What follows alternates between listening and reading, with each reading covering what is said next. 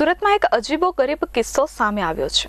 સુરતમાં એક રત્ન કલાકારને તેની પત્નીએ સાડુભાઈ વધારે કમાય છે, તમે શું કરો છો તેવો ટોણો માર્યો હતો અને ત્યારબાદ રત્ન કલાકાર ચોરીના રવાડે ચડી ગયો હતો। એક પછી એક 30 બાઇકની ચોરી કરી લીધી હતી।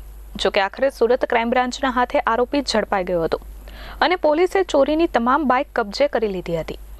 સુરત ક્રાઇમ બ્રાન્ચના હાથે એક એવો આરોપી ઝડપાયો છે કે જેણે એક નહીં બે નહીં પરંતુ 30 બાઇકની ચોરી કરી છે અને આ ચોરી તેને પત્નીના ટોણા અને કંકાસથી કંટાળી કરી છે।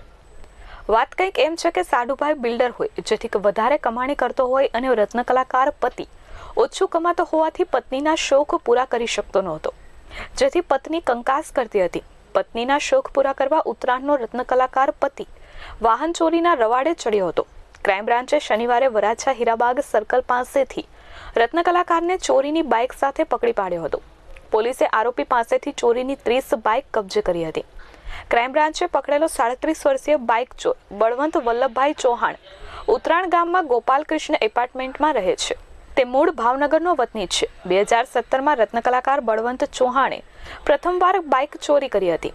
અત્યાર સુધીમાં તેણે 30 બાઇકોની ચોરી કરી છે।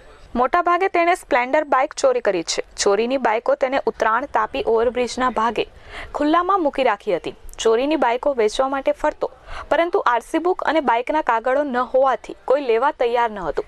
આથી તેને તમામ બાઇક ભંગારમાં વેચવાનું નક્કી કર્યું હતું। જોકે તે પહેલા ક્રાઇમ બ્રાન્ચના હાથે પકડાઈ ગયો હતો। શહેરની અંદર જે વાહન ચોરીના બનાવો બની રહ્યા છે તેને અટકાવવા માટેથી અને જે ચોરીઓ થઈ છે વાહનની તે શોધી કાઢવા માટેથી પોલીસ કમિશનર સાહેબની સૂચના મુજબ સુરત શહેર ક્રાઇમ બ્રાન્ચ દ્વારા એમના અલગ અલગ ટીમો કાર્યરત કરવામાં આવેલી હતી। પોલીસ ઇન્સ્પેક્ટર શ્રી રાઠોડ અને એમની ટીમ આ ગુનાઓ શોધવા માટેથી પ્રવૃત્તિશીલ હતી। એમના પીએસઆઈ શ્રી રાઠોડ, એમના ડીકે રાઠોડ અને એમની ટીમ દ્વારા સતત આ પ્રકારના જે વાહન ચોરીના 2 વ્હીલર વાહન ચોરીના બનાવો છે એ કયા કયા વિસ્તારમાં બન્યા છે એ વિસ્તારોની વિઝિટ કરવામાં આવેલી, ક્રાઇમ મેપિંગ કરવામાં આવેલું, સીસીટીવી ફૂટેજના પણ ચકાસવામાં આવેલા હતા। ભૂતકાળમાં જે પકડાયેલા ગુનેગારો છે તે બાબતે પણ ગહન અભ્યાસ કરેલો હતો અને આ તમામ વિગતોને તાળા મેળવી અને એક આરોપી છે જેનું નામ બળવંતભાઈ વલ્લભભાઈ ચૌહાણ, એ મૂળ ભાવનગર જિલ્લાના પાલીતાણા તાલુકાનો ઝાળિયા ગામનો વતની છે અને સુરતની અંદર ઉત્તરાયણ વિસ્તારમાં રહે છે। આ બળવંત વલ્લભભાઈ ચૌહાણને એક મોટરસાઇકલ સાથે, જે ચોરીની મોટરસાઇકલ હતી એની સાથે હીરાબાગ સર્કલ પાસેથી પકડી પાડવામાં આવેલ અને આરોપીને ક્રાઇમ બ્રાન્ચ ખાતે લાવીને પૂછપરછ કરતા આ આરોપીએ વધુ 29 મોટરસાઇકલો ચોરી હોવાની હકીકત જણાવતા આરોપીને સાથે રાખી પંચનામું કરી બીજી અન્ય 29 મોટરસાઇકલો આરોપીના કબજે કરવામાં આવી છે।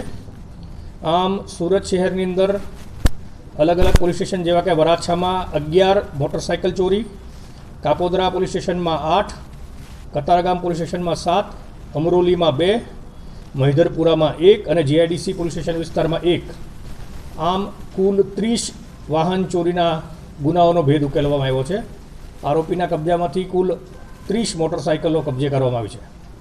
ક્રાઇમ બ્રાન્ચને ટૂંક સમયની અંદર આ બીજી મોટી સફળતા મળી છે। આ અગાઉ પણ ક્રાઇમ બ્રાન્ચ દ્વારા લગભગ 29 જેટલા મોટરસાઇકલો આરોપીઓના કબજામાંથી જે ચોરીના વાહનો હતો એ કબજે કરવામાં આવ્યા હતા। એટલે આ ફરીથી એક સારી સફળતા મળી છે અને વાહન ચોરીના જે ગુનાઓ છે જેમાં 30 ગુનાઓનો ભેદ ઉકેલાયો છે અને ભવિષ્યમાં પણ આ પ્રકારની જે પ્રવૃત્તિ કરવાવાળી ટોળકીઓ છે તેને આરોપીઓ પર વોચ રાખી અને પકડી પાડવામાં આવશે।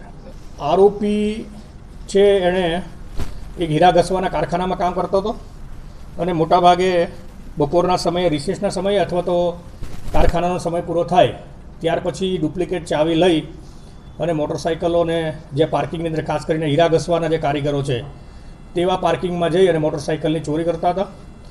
ચોરી કરવાનું કારણ આરોપીની જે પ્રાથમિક પૂછપરછ છે એમાં એવું જણાવ્યું છે કે એમની પત્ની સતત એવા એને મેણા મારતી હતી કે એમના જે બનેવી છે, એની પત્નીના બનેવી એટલે કે આરોપીના સાડુ, એ ખૂબ સારું કમાય છે અને તમે હીરાના કારખાનામાં કામ કરો છો તો બહુ ઓછું તમે કમાવો છો.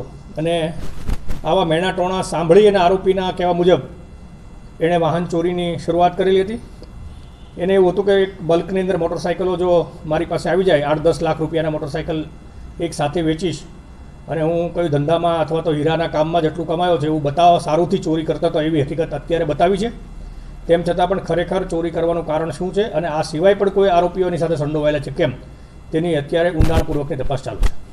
બપોરના સમયે હીરાના કારખાનામાં કારીગરો જમીને કારખાનામાં જતા રહે પછી બળવંત પાર્કિંગમાંથી ડુપ્લિકેટ ચાવીથી બાઇક ચોરી કરતો હતો. ઉપરાંત તેને શોપિંગ કોમ્પ્લેક્સના પાર્કિંગમાંથી ચોરી કરી હોવાની કબૂલાત કરી છે.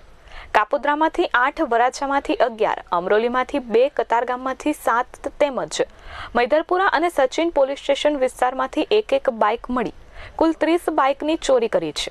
ચોરીની 2 બાઇકો અગાઉ તેણે તેના મામાના દીકરા કાનજી મકવાણાને ભાવનગરમાં વેચી હતી.